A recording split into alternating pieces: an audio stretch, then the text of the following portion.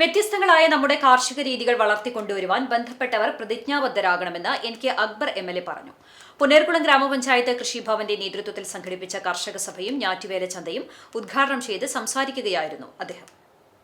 അതിൽ പ്രധാനപ്പെട്ട കൃഷിക്ക് പറഞ്ഞല്ലോ, വേനൽക്കാലത്ത് ചെയ്യേണ്ടത്, മഴക്കാലത്ത് ചെയ്യേണ്ടത്, ഇടവിള കൃഷികൾ, ഇങ്ങനെ വ്യത്യസ്തങ്ങളായ നമ്മുടെ കാർഷിക രീതികൾ വളർത്തുന്നതിനെ കുറിച്ചെല്ലാം നമ്മൾ ആലോചിക്കേണ്ടത് വളരെ പ്രധാനപ്പെട്ടതാണ്.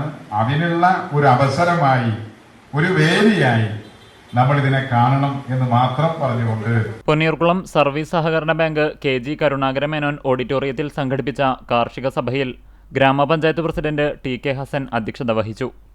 കർഷക സെമിനാർ ഉദ്ഘാടനം Chavakkad block panchayat president advocate KK Shibu നിർവഹിച്ചു. Chavakkad assistant director of agriculture officer Sabeena Pareed പദ്ധതി വിശദീകരണം നടത്തി. SFA ശ്രീജേഷ് നാഥ് വിശദീകരണവും P ഗോപാലൻ മോഡറേറ്ററുമായി.